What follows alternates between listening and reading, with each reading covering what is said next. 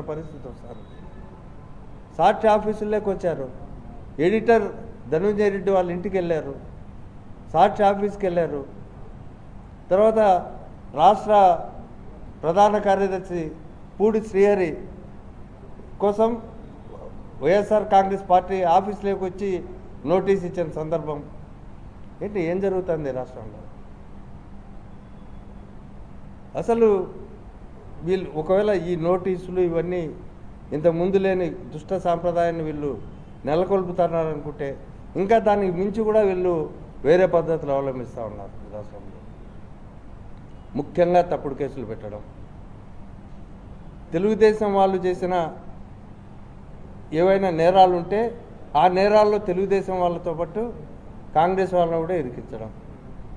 ఎందుకంటే గతంలో పిన్నెల్లి రామకృష్ణారెడ్డి బ్రదర్స్ ఒక ఊర్లో ఆధిపత్యం కోసం తెలుగుదేశంలో పోరాటం, వాళ్ళ మధ్య హత్య జరిగితే వీళ్ళని కేసులో ఇరికించారు. తర్వాత దాసరి వీరయ్య అని